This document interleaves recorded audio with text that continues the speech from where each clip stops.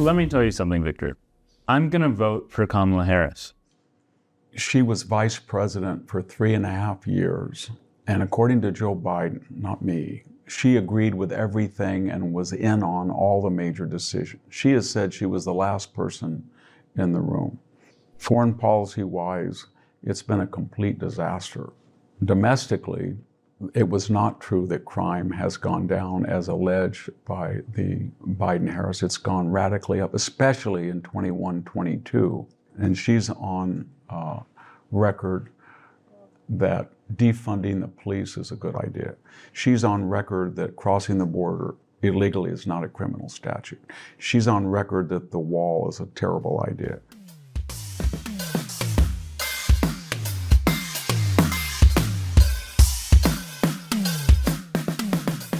I was just in New York for 3 days. Yeah. I filmed 9 interviews. I didn't sleep more than 2 hours. I was hiding out in the studio at night where there were security cameras. I wasn't supposed to be there. But then I stopped in Cincinnati to visit my grandma on the way back. And then yesterday I came to fly here. I had a flight to Minneapolis. When I landed at Minneapolis, I got a text from the airline saying, here's a free voucher for a hotel because your flight to SF got canceled. I called up some friends. I found the only flight from the airport to the West Coast to LA. I flew to LA. I landed at 11. One of my friends who lives in LA picked me up. He drove me halfway to SF, I think close to a place called Gilroy, maybe? Yeah, I go there every day on the way home. Okay. I commute to my home farm through Gilroy. It's 1 hour from here. It's more than halfway, actually. Yeah. It was a little bit before Gilroy. Yeah. And then one of my best friends, a philosopher here, his name's Jared Warren. He's one of the best philosophers in the world. He left his place at like midnight maybe, drove to pick me up. Then we drove back to SF, to SFO. I picked up my car at 6 a.m., drove back here, slept for 30 minutes, showered, and then came right here. And I did all of this because you are one of my favorite people to talk to. Thank you. We've had 3 conversations now. I think this is the 4th. And I know how important your time is, and I know how valuable these conversations are to our listeners. So I just wasn't going to miss it for anything. Thank you. That reminds me of some of my more harrowing efforts to get in and out of Fresno. And I think my record getting to the East Coast is 27 hours. Okay, very impressive. Yeah, and home. But I've had some of the similar experiences, but it's the state of air travel today. Yeah, it is.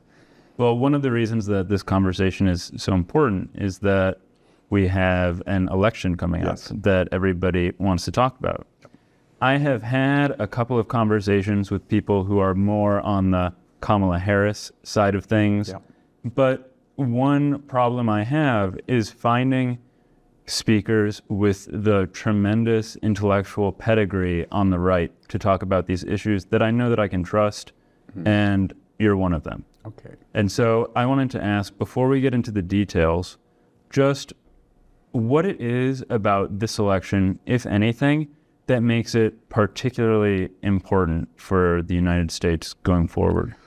There's 4 or 5 things. One is it's a very close election. This may be, and it follows very close elections. So we have not had a clear mandate since Barack Obama's impressive 2008 and 2012 victories. So 2016 was very close, 2020 was very close. This may be even closer. That's one. Number 2, Donald Trump is a very controversial candidate, and he's the first president in the modern era that had no political experience. And there's an effort to stop him in ways that I think the left would acknowledge have never been seen before. And that effort excites passions on both sides.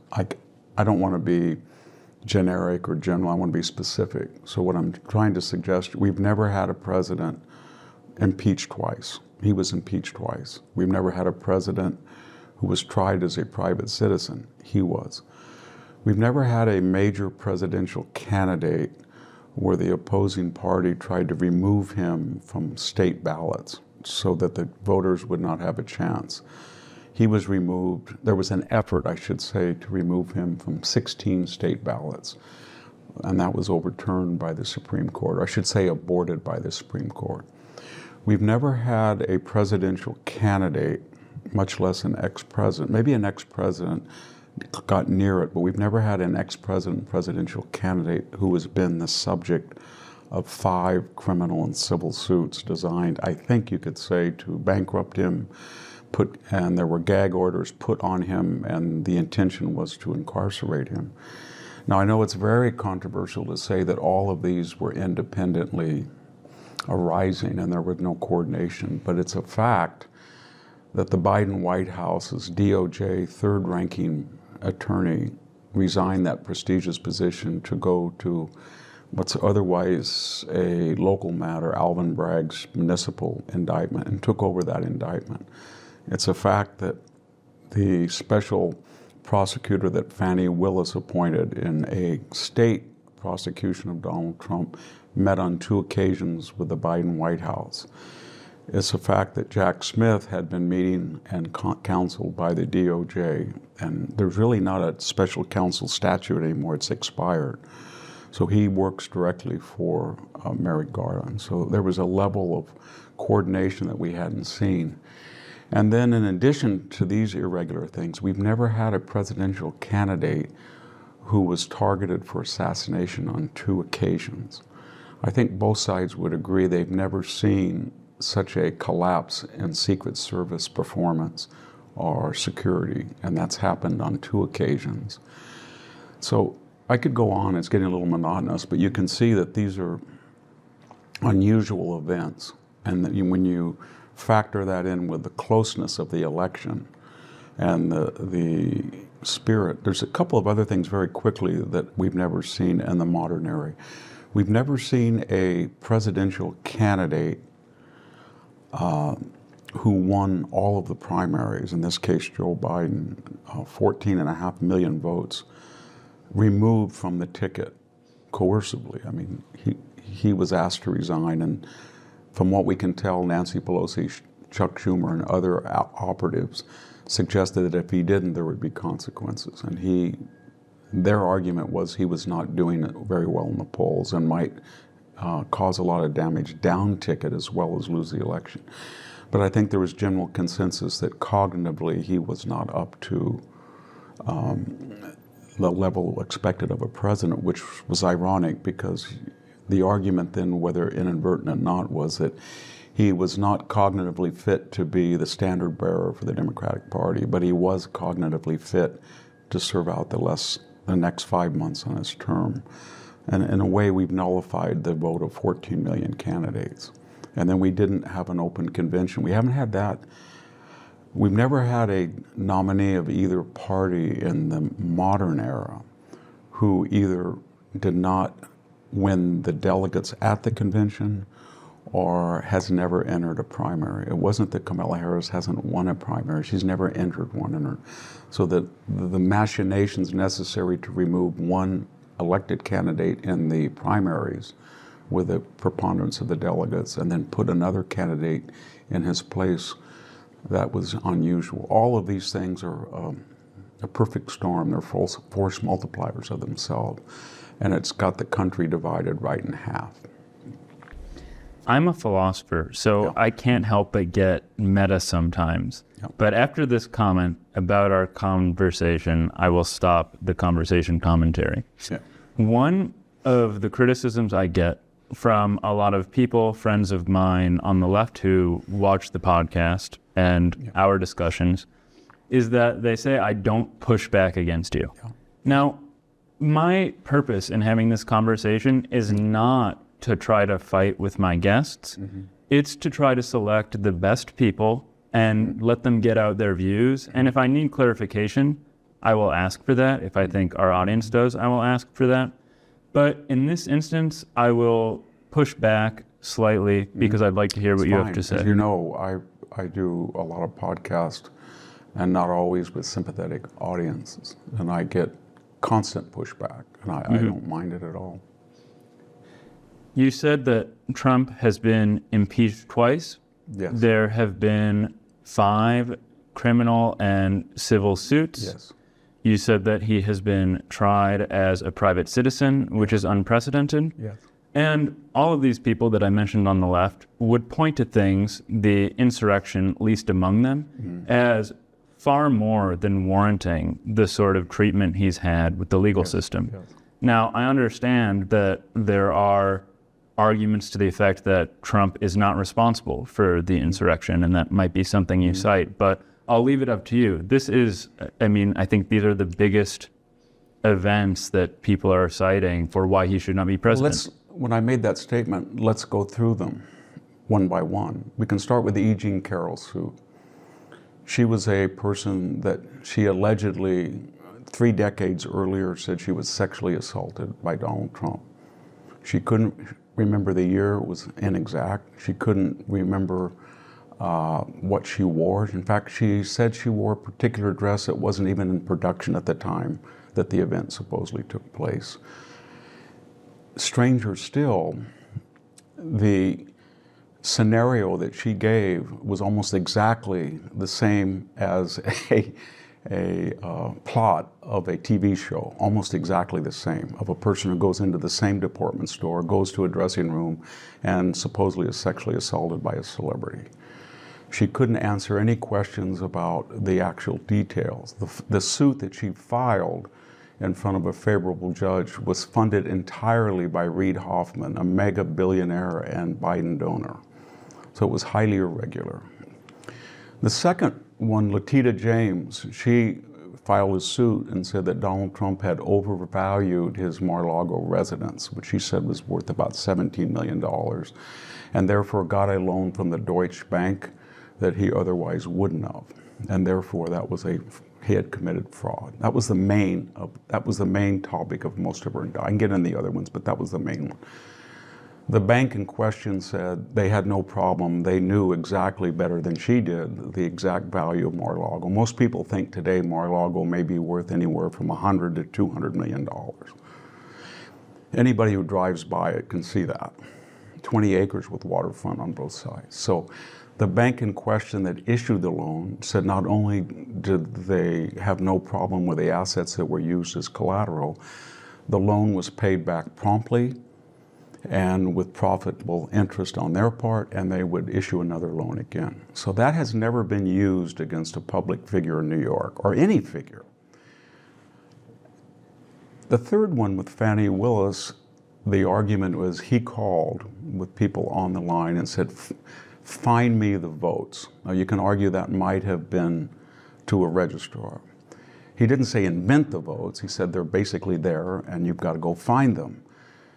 I've talked to a lot of politicians since that, because I was curious myself. How many times in close races have you called the registrar or the attorney? All the time. I don't think there's been counting how many votes are left. There must be more votes. That was criminalized by Fani Willis. And of course, it's now in suspension because the special prosecutor that she hired was her paramour. And there was accusations that she has not been able to refute that she was giving money to the special counsel that she hired and then going on junkets with him with the monies he had taken from her public purse. And he had met twice with the Biden White House. If you go to the third one, Alvin Bragg, he alleged that Donald Trump had given money to Stormy Daniels in a non-disclosure. There's no controversy that he did. I don't even think there's controversy that Donald Trump had a sexual union. He's denied it, but it looks very incriminating. So he had a common non-disclosure, an embarrassing situation, 10 years before. The argument was that that was a campaign donation that he did not report. And therefore, it wasn't personal. He wasn't trying to protect his family. Well, I think most people disagreed, but the point doesn't matter whether most people disagreed or not. The federal prosecutor who prosecutes federal statutes, because that's what campaign finance statutes apply to in presidential campaign, chose not to prosecute and said there was nothing there. Alvin Bragg then took a federal violation, he thought, and jump-started it into a state. And of course, the judge, Mershon, was a donor, a small donor, but a donor nonetheless to the Biden campaign, and his wife was a major advisor to Democratic candidates, and he was urged by a number of justices, retired lawyers, legal to recuse himself. He did not. So if we go to the Letitia James, the Alvin Bragg, the E. Jean Carroll, then we go to Jack Smith. Excuse me, I got to go to, we did Letitia James. Go to Jack Smith. There is no special counsel statute. It's expired. Congress never renewed it.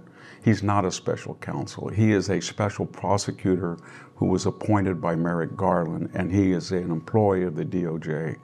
The DOJ's own handbook on judicial ethics and principles for all their employees says that no federal indictment shall be issued in a major political figure or concerning a major political event 90 days before a camp. That's exactly what he is doing now. More importantly is he was the subject of Donald Trump of a parallel situation in which Special Prosecutor Smith was investigating his supposed unlawful removal of classified documents from his personal residence. At the same time that was happening, Special Prosecutor Robert Hur was investigating incumbent and current President Joe Biden. Special Prosecutor Hur, if you read the entire report, has testified that Joe Biden illegally, in a period of over 3 decades, removed documents that were classified. He put them in unsecure locations, perhaps 4 of them. More importantly, he had his ghostwriter give access to those documents. The ghostwriter destroyed the tapes, said that he was worried that they may be hacked, even though they were under subpoena. Prosecutor Hur said that could have been indicted, but he chose not to because he felt that the ghostwriter did not mean it with evil intent. He said that Joe Biden was culpable, but he didn't think that he could win a conviction. And I've not heard of this about a federal prosecutor before, because of Joe Biden's cognitive problems and age would render him as a sympathetic character before a judge. Therefore, he chose not to prosecute. So you had this parallel prosecution on the documents. What I'm getting at is in all prior cases, when there is a dispute about a classified document, it's usually handled administratively or bureaucratically. You don't take an FBI type SWAT team and go into somebody's private range. And anybody who drives by Mar-a-Lago can see it's much more secure than is Joe Biden's garage as we know it from photograph. Then we get to the insurrection, the final point. So on January 6th, Donald Trump addressed a group of people. I think that was unwise because there were people massing at the White House and they had announced that they should go over to the Capitol. To save him, whether you think that it was self-serving or it was genuine, it doesn't matter. He did say to the group, I expect you to assemble peacefully and patriotic at the Capitol and make, quote, your voices heard. So they went over there and they entered unlawfully the Capitol in the rotunda. They went through offices. There was violence outside the Capitol. The leftists called this an insurrection. But if you're the head of an insurrection, you don't tell people to assemble peaceful and patriotically. If you go into the Capitol and you're there for insurrectionary purposes, you're armed. They didn't find a firearm. People had said they found a taser or a knife, but they have not found a firearm. Matthew Rosenberg, a Pulitzer Prize winner of the New York Times, in an unfair but genuine ambush interview admitted to the interviewer that he thought the whole thing was a joke in the sense that he recognized FBI informants throughout the assemblage out in the grounds.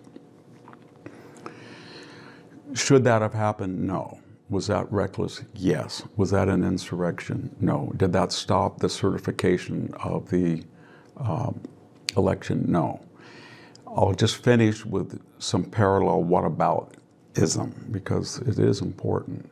Is election denialism unique? No. In 2004, Barbara Boxer and some 30 House representatives tried to stop the certification of Ohio, which George W. Bush clearly won.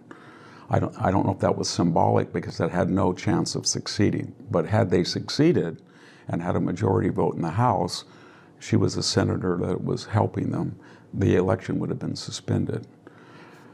In 2016, after the election in which Donald Trump won the Electoral College but lost the popular vote, Jill Stein, a third-party candidate, said the election was invalid, and that was because she alleged that computers in Ohio, and I think Pennsylvania, were fraudulent, and she sued. People have reported, I don't know if it's confirmed, with the encouragement of the losing candidate, Hillary Clinton. That was thrown out, but that was an attempt to stop the election. But more importantly, in that interregnum between the election and the December certification of the House of the vote, almost nightly, Hollywood actors went on television and they appealed to the electors who were constitutionally bound to reflect the majority vote in their state, not the national vote. They made a direct appeal to be what we call falsified or false electors. In other words, there were direct appeals: do not, in these key swing states, vote to reflect the popular vote. After they failed to do so and Donald Trump was declared the winner, we had major figures on the Democratic side say that he was not legitimately elected. He was fraudulently elected due to Russian collusion. Who were those people? I'll just give you three names. The House Minority Leader, Hakeem Jeffries, said he was illegitimate. Hillary Clinton said he was illegitimate. Former President Jimmy Carter said not only was he illegitimate, but he was elected through Russian agency, which was demonstrably proved false by Special Prosecutor Robert Mueller. And I could even end on Stacey Abrams, who became an iconic figure in the Democratic Party after she lost the Georgia gubernatorial race by 50,000 votes. And she was introduced at major Democratic events as the real governor of Georgia, and she alleged voting fraud. So was January 6th an unfortunate event? I think it was. I think it was a buffoonish riot. In terms of magnitude and deaths, contrary to what the left said, Joe Biden said 5 police officers were killed. That was not true. 5 police officers died after the event, sometimes over a year, through suicide. In one case, Officer Sicknick had a stroke. There was only one violently killed person. That was Ashley Babbitt, a 14-year military veteran who committed a misdemeanor by going through a previously broken window into the Capitol, in which she was lethally shot by Officer Byrd, whose identification was suppressed for almost 3 months. In addition to that, if you juxtapose the 2021 riot with the prior summer riot, I'm talking about May, June, July, August, September of 2020, when the BLM and Antifa riots following the death of George Floyd overwhelmed law enforcement. If you look at the final toll, there were 35 people killed, 14,000 people arrested, $2 billion in property damage.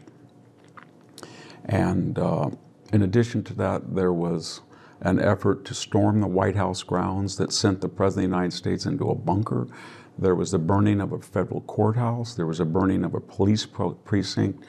And there was a burning of a historic church, the St. John's Episcopal Church. Of that protest, Kamala Harris said, at the height of the Washington violence, she said of these protests, and I know fact checkers said that she was referring to protests, not the violence, but it was indistinguishable to people on television. They had been synonymous. These will not stop.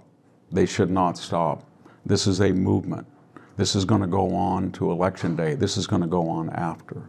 In addition to that, earlier she had posted a tweet giving references how people, with urging on her part, could bail out violent offenders that were arrested in the Minnesota riots, arson, and demonstration. So in the context of all of that, was what Donald Trump did unfortunate? Yes. Was it a full-fledged insurrection? No. In terms of violence, did it rank with left-wing prompted demonstrations?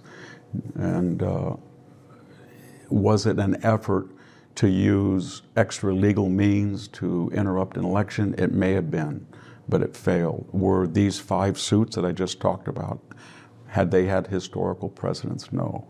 Was the aim of them to interfere with an election as we see now? Yes, it was.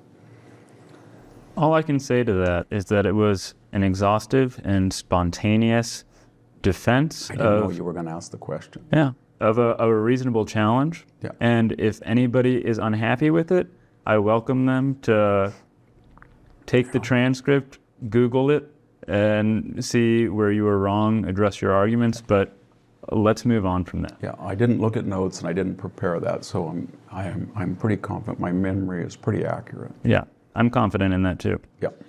Okay. Now, I'd like to put some pressure on the other side. I am here to be neutral. That does not mean there aren't glaring problems with both sides that I can point out. For instance, I think that it is a serious problem with Donald Trump's agenda that he wants to, according to what's on his website, deport or prevent from entering anti-Zionists or Marxists or socialists or communists, whatever he wrote. That's not the point here. One major problem that I see with the left is a denial of certain obvious truths. One that I have in mind right now is that there are, in fact, conspiracies. In other countries, we deplore corruption. We deplore assassinations. We deplore spies. And MSNBC acts as if, CNN, they act as if this does not happen in the United States. I don't believe that. You're a military historian. I think it is plausible, depending on who's the actor, to classify assassinations as military operations. There have been 2 assassination attempts on the Republican nominee for president.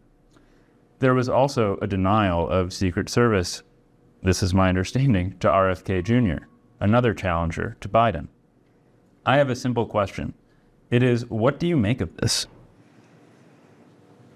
Well, in answer to the first part of your question, we know that the Iranian government has made efforts to kill Donald Trump. We know that because a Pakistani national was arrested and was under surveillance for doing so. We know that prominent members in the Congress have called on the Biden administration to sanction Iran over its transparent efforts to try to kill Donald Trump. We know that. The Butler assassination, no one can make sense out of.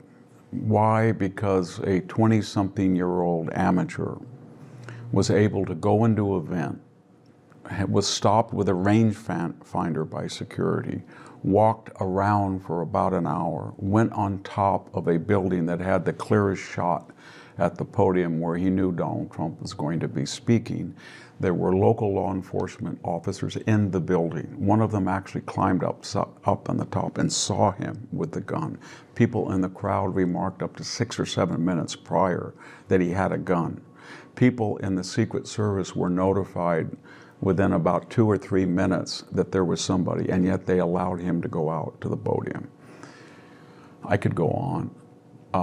There was no drone usage. There were insufficient people on the part of the Secret Service. There was no coordination or even communication that was rapid between local law enforcement and the Secret Service. Many of the people who were responsible for security at that Butler event have been put on suspension. The head of the Secret Service has resigned in disgrace. The interim successor is under enormous pressure. Do I think that that was a conspiracy of a government agency to get Donald Trump killed? No. What I do think is that there was a laxity at the highest levels of the Secret Service that the Donald Trump security detail should be given no extra consideration other than that accorded to other presidential candidates, even though there had been serial threats at his life in a way we've never seen before. In other words, they did not do something that might have been unusual for a presidential candidate, that is, give him the same level of protection of a president or vice president. And there had been calls for that. So there was a sense of ennui or relaxation that turned almost fatal. And the same thing was true of RFK. Although he was a third-party candidate with not more than 8 or 9%, his family history had warranted, and the threats that were lodged against him had warranted additional security, and none was given. And all I can say is there was a sense that Donald Trump did not warrant that. I would say this: if you repeatedly lower the bar of assassination by threats, and I want to be very specific here. David Floof, the current, he's former Obama advisor, now advising the Biden campaign, said a number of years ago that Donald Trump had to be destroyed.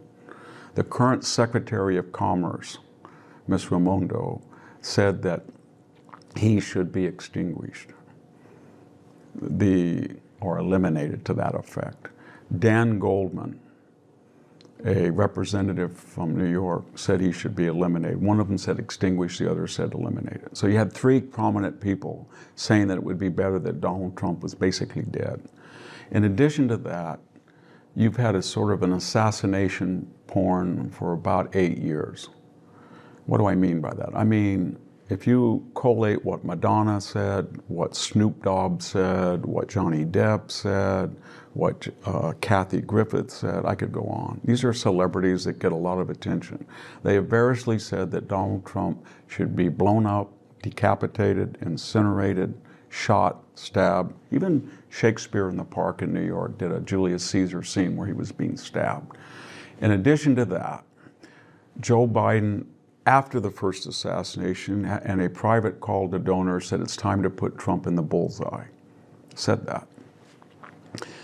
According to the left's own values, because remember when Sarah Palin said she had a map of congressional districts with bullseye, and they said that that was leading to the types of violence that ended up with a U.S. representative shot, then what was the net result of this? It gave a certain impression that if you were to shoot Donald Trump, there were major people in American society that would approve of it.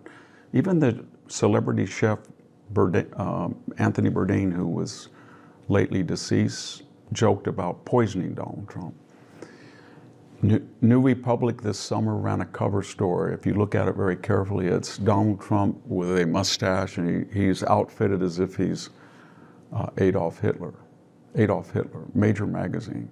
So if you give the impression to popular culture, and that's what we're talking about, Madonna, Kathy Griffith, Johnny Depp, New Republic, and politicians as diverse as Dan Goldman or the current Secretary of Commerce, that he's Hitler and he should be killed, destroyed, eliminated, extinguished. And you have a Secret Service that lets a 20-year-old in, and then a month later on a golf course where everybody knows a particular hole is very dangerous because there is no protection from the street. A person can get out of a car, walk across the grass, rest a gun right on it, and have a clear shot at who's ever playing, the next hole over. And if that happens after that, what is the message that's being sent to the deranged of America? The message is this: if a 20-year-old can get away with it, and a crazy guy who has a whole history of dumb stuff, if he can get almost in sight of a president, and if you shoot this president, there's a lot of people in the country that will think that you're going to be an iconic. Then maybe I can try it because I'm a much better shooter than are these amateurs, and I will be heralded. And in a recent poll asked people who identify as Democratic, did you think Donald Trump would it be better off if they had been shot? 25% said yes. I think roughly 25% said they weren't sure. So there's a level of vituperation, whatever you think about Donald Trump, whatever you think about Donald.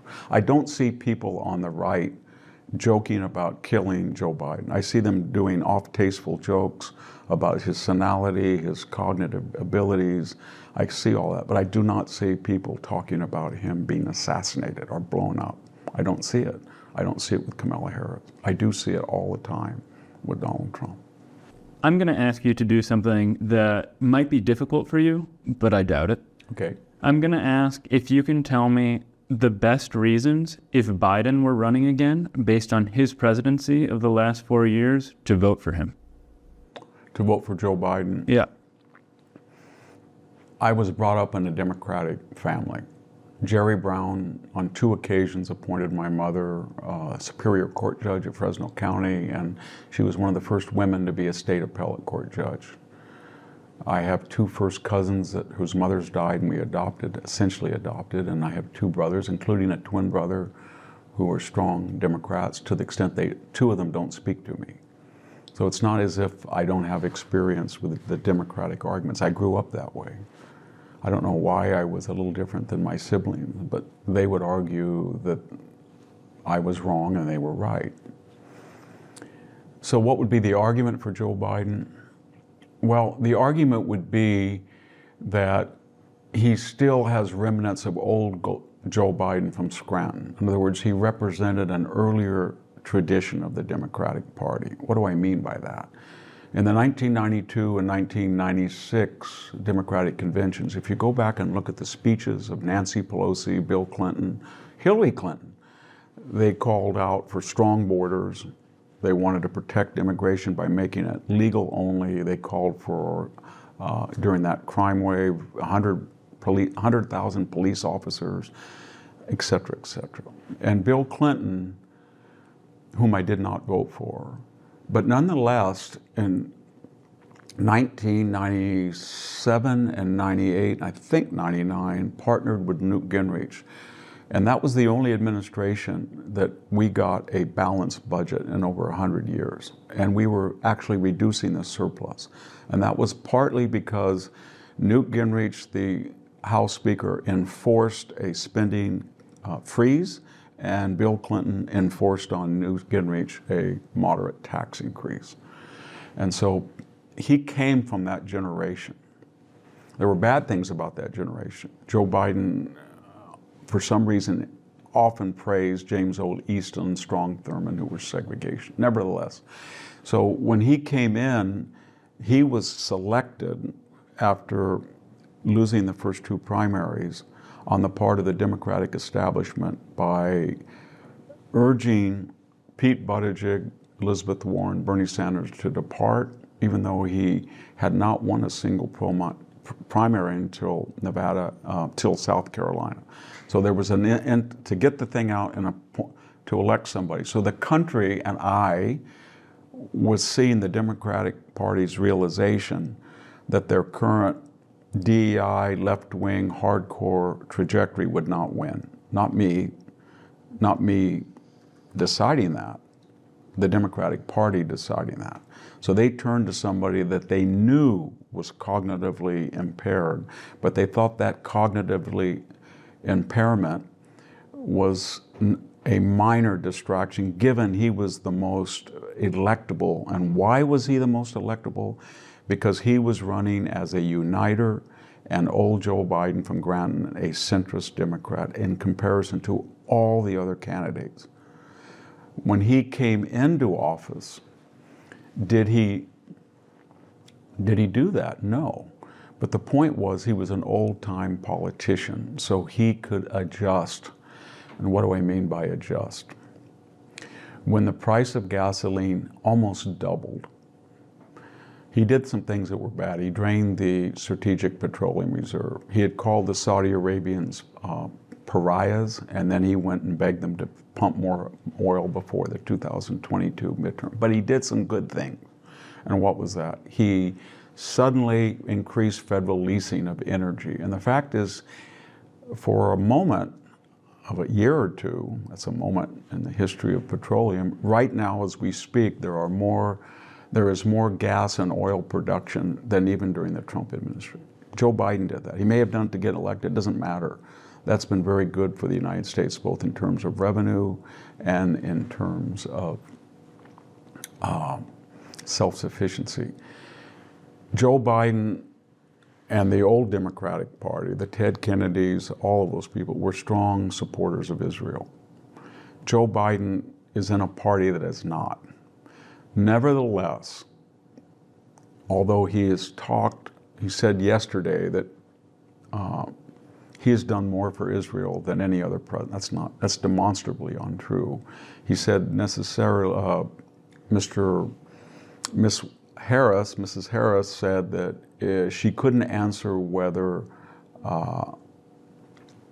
Netanyahu, the elected government, the Netanyahu government was an ally of the United States. And Waltz would not suggest that Israel had the right to respond to 500 missiles over 2 barrages to take out oil and nuclear. So there were problems there, but nonetheless, even though Joe Biden has suspended 2,000-pound bomb shipments to Israel, if you look at the totality, he has withstood the pressures within his party. And how does that manifest itself?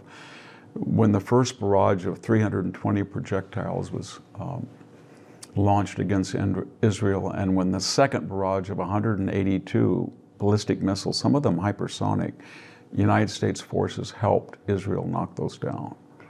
And so while I would disagree with him, there's no doubt in my mind that if he were not president, the left wing would have left Israel without supplies or ability. So I commend him for that. I commend him for changing on energy.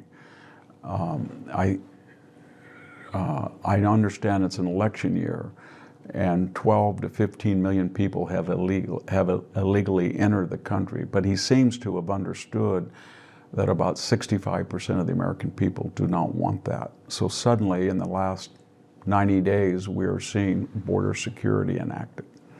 And that was a reaction to political realities, but I don't really care what the motive was. At least it stopped the illegality and tries to restore the balance toward legal immigration. I could also say they all spend money. So the reason that we saw annual hyperinflation peak at one point at 9%, and that has caused a aggregate 25 to 30% over a 4-year period increase in staples, whether like you define that as rent, car insurance, house insurance, gasoline, milk, food, especially beef. And it's exactly what Democratic former Treasury Secretary Larry Summers warned about. That hyperinflation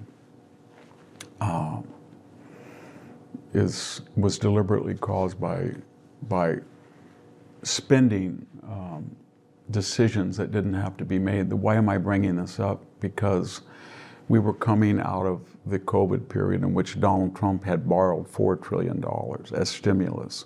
There was a supply chain interruption still. There was pent-up consumer demand. He shouldn't have done that. But my point is that they all do it.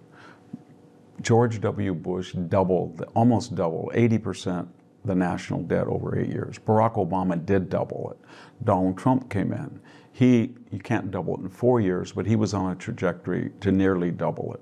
And Joe Biden is on a trajectory to do the same. So all of them are reckless in spending, and now we have almost 37 trillion in aggregate debt. And I will give credit, as I said, to the only one of them who for a brief moment understood that and balanced the budget. And he didn't even balance the budget, Bill Clinton. He actually started to reduce the deficit, the national debt. And if we had kept on that trajectory, it was very similar to what Simpson Bowles had advocated, maybe not in the tax tables, but had we kept on that 1998-99 trajectory, we would almost have paid down the debt right now. Something I might chuckle about, if it were funny, is that none of our listeners who would have criticized me for not pushing back against your claims about Trump aren't going to be complaining that I'm not pushing back against your comments in favor of Biden, But I don't want to waste any more time proving that you, as a conservative, are perfectly capable of giving credit where credit is due. So you can just answer me with a nod if you think that Kamala Harris, despite not having entered a primary, will essentially continue the status quo of what Joe Biden did. No. Okay. She will be much more to the left. And Okay. so what do I mean by that? She's on record saying things that Joe Biden had not said. For example, like she has said repeatedly prior to being vice that she was against fracking. And she said it, I think, also when she was vice president. She's on record that crossing the border illegally is not a criminal statute. She's on record that the wall is a terrible idea. She's on record that in some cases, in the case of what she calls assault weapons, which I think she means semi-automatic weapons, that the government has a right to forcibly purchase them from private citizens and even inspect that purchase to make sure that they've given them up. She's on record that defunding the police is a good idea. She's on record that we should not, and apparently don't have the right to deport people who have entered illegally. She's on record that we should spend public funds to give comprehensive health care, even to the extent of transsexual surgeries to people who enter the country and reside here illegally. I could go on, but no presidential candidate has ever articulated those positions far to the left. That is the equivalent of a right-wing candidate saying things that the left alleges they say. If right now a right-wing candidate said, my position is to ban all abortions, I know they allege that J.D. Vance and Donald Trump want to do that.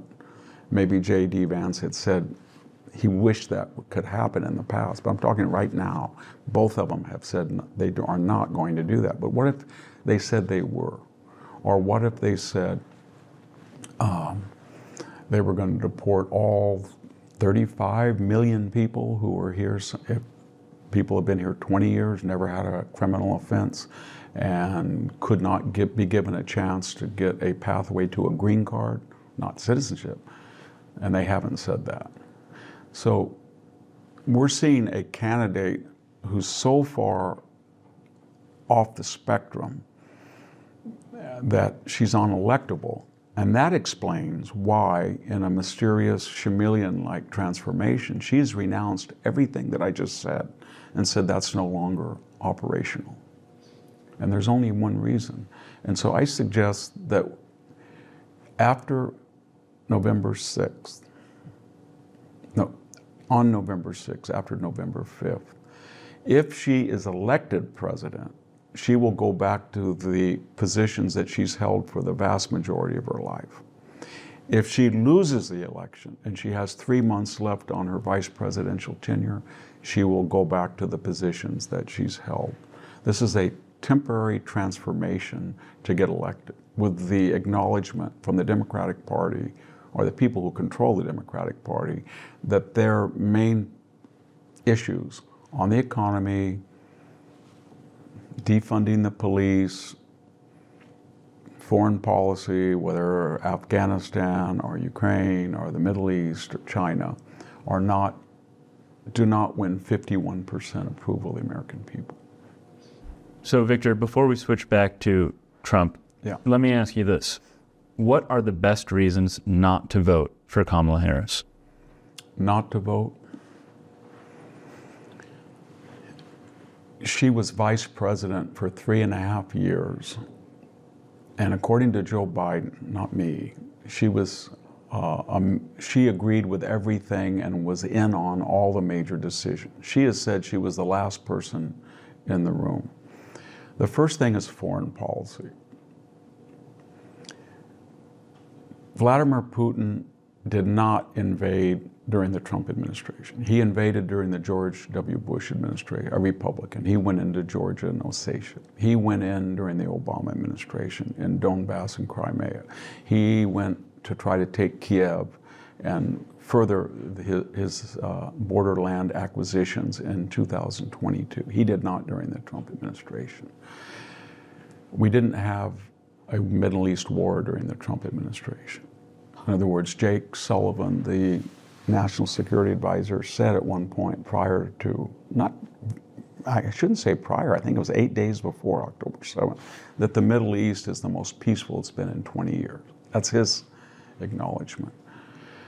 We didn't have China serially threatening Taiwan. We didn't have North Korea again launching missiles into other people's airspace. We have all of that now. And that is predicated on the idea that this administration lost deterrence. How did they lose deterrence? They lost deterrence by a humiliating withdrawal from Afghanistan that turned over a $1 billion embassy, a $300 million retrofitted Bagram Air Base that was defensible. And Secretary of State Pompeo has said that his withdrawal plan had agreements to keep that base. And then we surrendered $50 billion in munitions to the Taliban.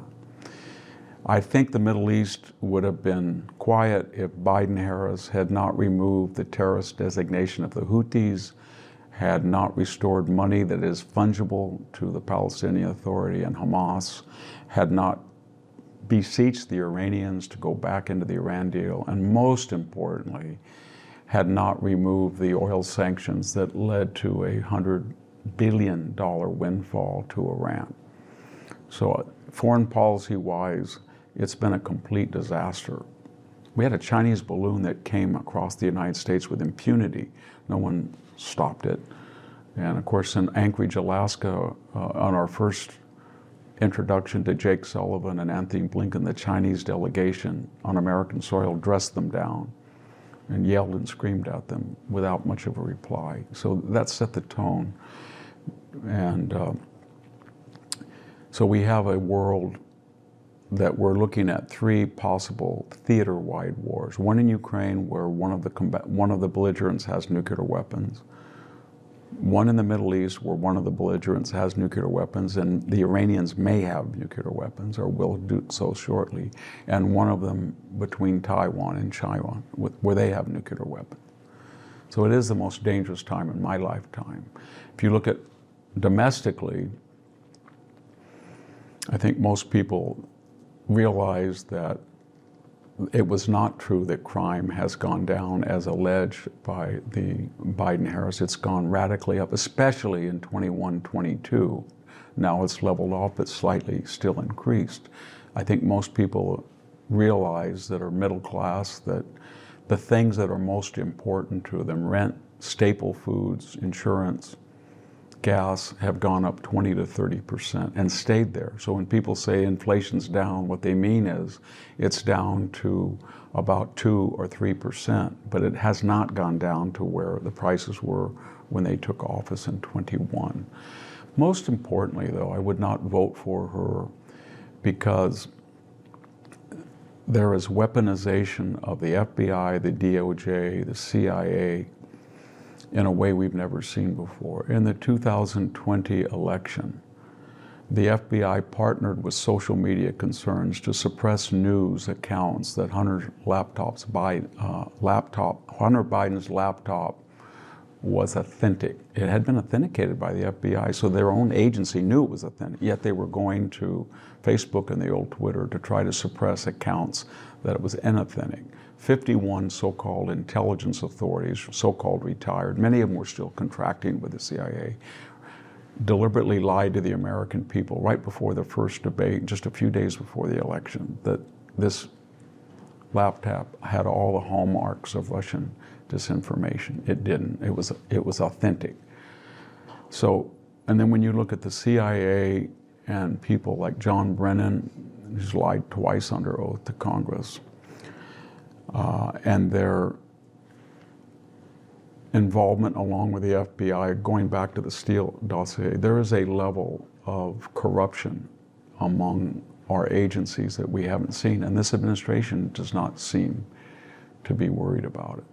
Not at all. I think if you look at the original DOJ deal that was accorded Hunter Biden for tax fraud until a judge stepped in and said, this is outrageous. You can see that we do not have an independent DOJ.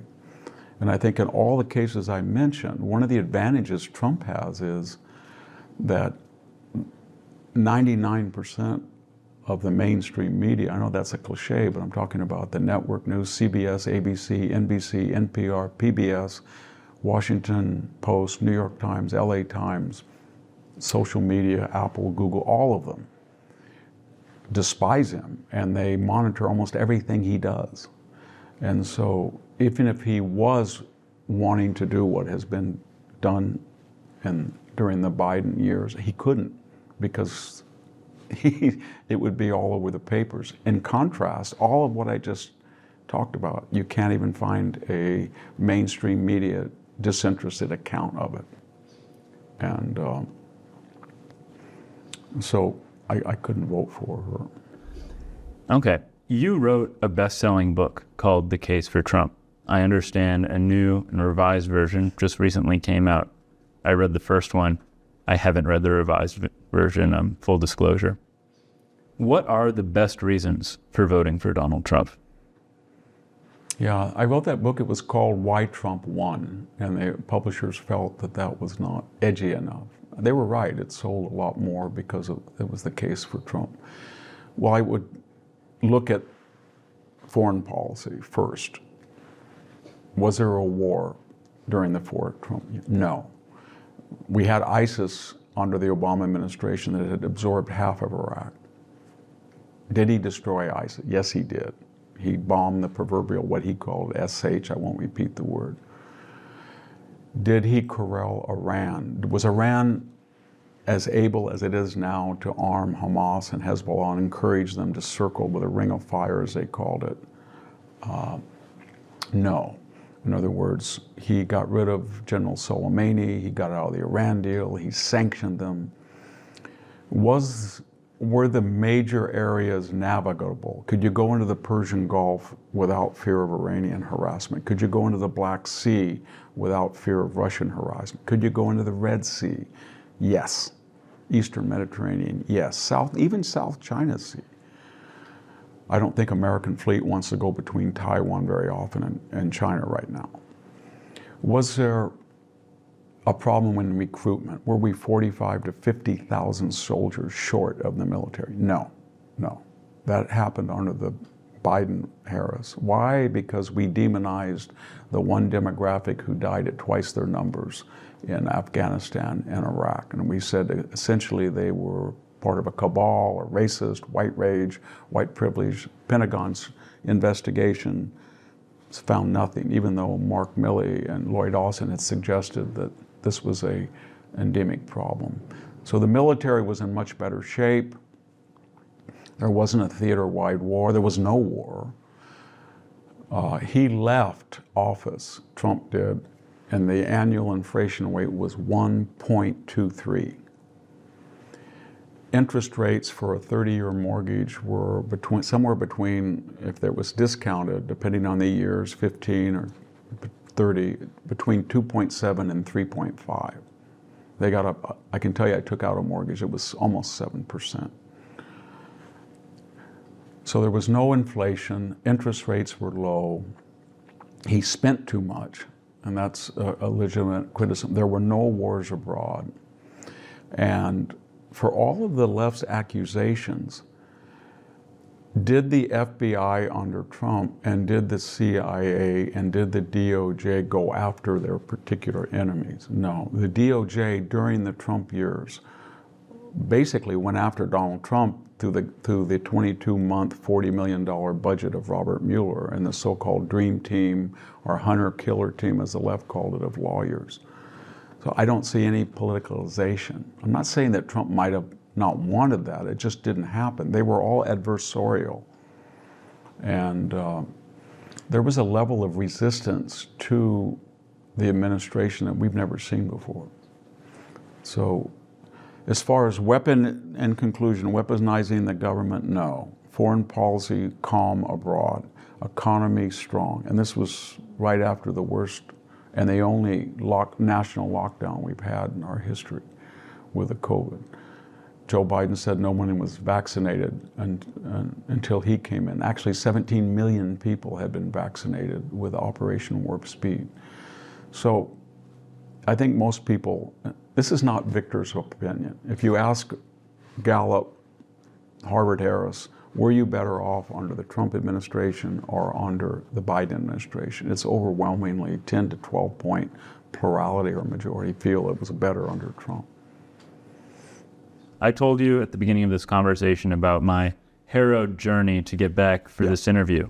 I'm glad that I made that journey because I think that this has been a phenomenal interview. On the flight from Cincinnati to Minneapolis, I was sitting next to a woman. This woman had a Bible out on her folding tray table. She was reading it. She was taking notes on something having to do with reasons she loved God. It was really sweet. I'm not a religious person, but I think it was really sweet. She leaned over. She started talking to me. She asked me what I did. I said, I'm an academic. She told me, oh, her son goes to Hillsdale College, or went to Hillsdale College. We talked a little bit longer. Her family, they're farmers. They farm peonies. And based on this, and the fact that she was reading the Bible, and that her son goes to Hillsdale, or went there, I asked her, hey, do you know Victor Davis Hanson? She said, yes, I love Victor Davis Hanson, and my whole family does. And it's good to know I need all the help I can get. Okay, good. And I said, hey, check this out. And I took my clipboard out of my backpack because I had, maybe I'll say this right now. You know this. I haven't looked at this once for anything other than to jot down a few words you said. You haven't read off anything either, but I'll leave that for now. I said, look, I am talking to Victor tomorrow, and I'm going to mention this, and maybe we'll talk about it a little bit. But I wanted to ask you just what Hillsdale College is, what you did there, what you're still doing there, because obviously it makes a big difference in some people's lives. Well, I was invited to speak at Hillsdale College on 9/11. I was in the air when the attack occurred, so I turned back. So my relationship goes a quarter century, and I've known the president. I spoke at the Claremont Institute years ago, Larry Arndt, who's really revolutionized the campus. He's raised and spent $1 billion to make it a beautiful campus. But it's unique because it does not take government money. So it feels it has a freedom from government mandates. And how does that express? When you go into the Hillsdale bookstore and you look at offerings in English, history, political science, just to take 3 examples. They have wonderful science program. I'm just taking what I know about. You see C.S. Lewis, Shakespeare, Conrad novels, and you see some modern things, but you don't see leisure studies, race studies, gender studies, gay studies, environmental studies, all the studies courses. Those topics come up in these Shakespeare classes, Homer classes, Thucydides classes, history of American politics classes. So their idea is they're trying to teach people the classics of Western civilization in general and American history and culture in particular, and then these issues come up. So they're inductive. They're not trying to tell somebody, we want you to come to this conclusion. And there's actually a wide disparity on campus of political views. So when you go to this place, and it's very isolated, it's in Hillsdale, it's only about 11,000 people in one of the least populous counties, I think the least populous in Michigan. And so what I'm getting at, it doesn't draw people there because it's in Malibu like Pepperdine or somewhere. It's not, the climate is very harsh in the summer and humid and cold in the winter. But it's an oasis of inductive thinking. That's not my view alone. I'll give you an example. After the rise of the diversity, equity, inclusion, and after the weaponization and anger and acrimony of higher education, especially the violence on campus, and the anti-Semitism here at Stanford, according to a recent report at Columbia, Harvard. There was a renewed interest in Hillsdale. I've been there 20 years as a visiting professor, and I don't think I've ever seen any violence.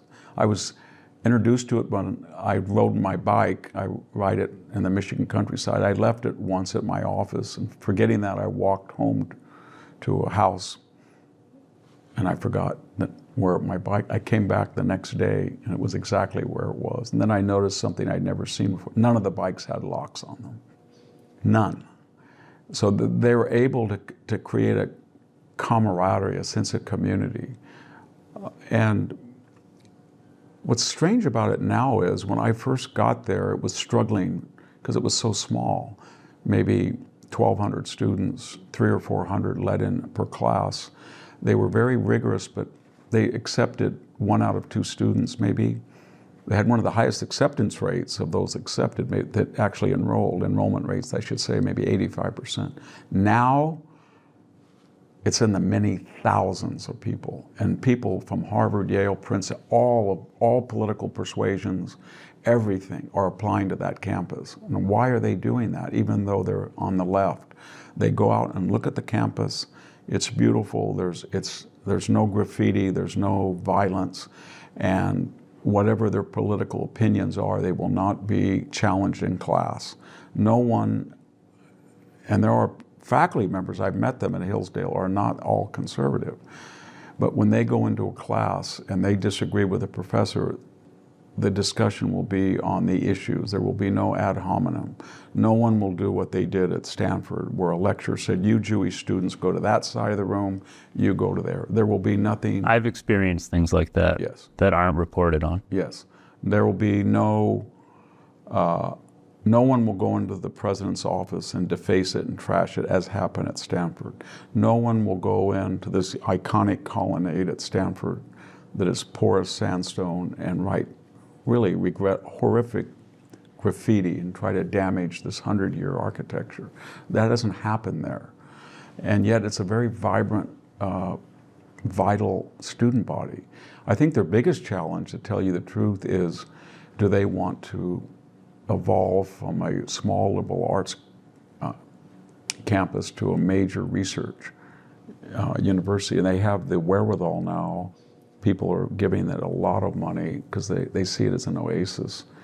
And that'll be interesting. But right now, if you look at the competitiveness of the students based on their test scores and the selectivity, it ranks in the same category as, say, Williams or Amherst. That's great. And it's raising money, and it's raising interest, and applications are evolving at a geometric rate. They really is. Let me tell you something, Victor. Yeah. I'm going to vote for Kamala Harris. Are you going to talk to me again? That's not even a question. You don't even need to dignify it with an answer. So let me just say something about that. In my family and in my circle of friends, I don't see the symmetrical anger from the conservative from the left. When I see people in families and groups of friends that say they're going to vote for Trump, they don't get angry and say, I'm not going to speak to you if you don't vote for Trump. But I do see it asymmetrically. I love my father. He told me in the last election, if I vote for Trump, he's never speaking to me again. And I love him, but he said that, and that was really hurtful. Is all on the left. Because of this, they believe that their ends are morally superior, and therefore the means necessary to achieve them are justified. If that means being acrimonious, rude, cutting people off, never talking to them, they will do. If that means on campus, you don't see conservative students doing what we're seeing. And when I was growing up, there was anti-Semitism, and it was, to the degree that I even knew about it, was on the rural right. And it was something along the lines of, we can't make, I grew up in a farming family, still live there. Well, we can't make any money because the Jews in New York and I didn't even know who the Jews were. That doesn't exist anymore. The great majority of anti-Semitism is on the left. The acrimony is on the left. So in my family, when somebody wants to talk politics, and they find there's a disagreement, the parties that say, I don't want to talk to him anymore, come from the left. I have no problem I have a lot of friends. I would say at the Hoover Institution, that is considered center-right if you read its mission statement, I would say 45% of the fellows are either Democrats or going to vote against Trump. And I think that's conservative. I think those of us who are conservative and will vote for Trump are less than a majority. And I will guarantee you that even though we are advertised as a center-right institution and Stanford University is supposedly disinterested and interested only in education, that the Stanford faculty is about 90% or 95% going to vote for Harris, and that we are far more politically diverse and tolerant at Hoover than Stanford University is. If you were a professor at Stanford and you were openly conservative and you said you were going to vote for Trump, you would incur a level of personal hostility in far greater magnitude than if you were at the Hoover Institution and said you despise Trump and you were voting for Harris. We have fellows here who say that openly on social media. And when I read that a fellow Hoover colleague has said that Trump is a criminal, he's horrible, he should be in jail, we should all, it doesn't bother me. That's what we're supposed to do. I've never once in my entire life ever confronted anybody at Hoover and said, I'm not going to be friendly with you, or you shouldn't say that. I've never done that. That's happened to me a number of times. What I'm going to say is, you know why you're going to talk to me? It's because you're a good man and you're honest. Most of the people I email to come on this show, they don't respond because the show's not big enough for them. You came on when this show was tiny, when I had almost no listeners, and you helped put it on the map with that first interview. And after that first interview, you had to go, but you stayed an extra 10 minutes and talked to me about how I could be a better interviewer. And that really helped me too. And well, I would just say there, I grew up in a very rural area, and although I came here to get a PhD in classical languages, I had to go back and farm because my grandparents were elderly. And then I started as a part-time teacher at Fresno State. So for me to get a voice, there were people in my life, the military historian John Keegan, people like that helped me, Donald Kagan, the classicist. So I have told my assistant, Megan, when you get inquiries about people who are starting out or have not been known, do background checks and everything, but let's at least spend 6 to 7 hours a month trying to help people get established. So I would say that I get each month 30 manuscripts people send me unsolicited, or I get 5 calls a day. And I try to, if I feel that they're sincere and capable and they don't have access to publication or attention, I try to do that. I really do. well, let me tell you this. I'm going through a very tough time right now in my life. My girlfriend, or quasi-girlfriend as she preferred to call it, we broke up. I loved her. I'm heartbroken. That's hard. I haven't slept for 4 days. I slept 2 hours in 4 days. I was up with my friends last night driving from LA to have this conversation. So that's part of why I'm angry. Maybe people can see some other emotion here. But another reason is I'm voting for Kamala Harris. It's nobody's business whether I vote for her or not, unless I decide to make it that way. You have made some phenomenal points in this interview. You've also made some that I don't agree with. I'm not going to fight you over it. I hope our listeners vote for Kamala Harris, but I hope that they listen to what you said and they make up their own damn minds about it. Yeah. And I'm going to end the interview on that note. Thanks, Victor. This has been phenomenal. Thank you. Appreciate it.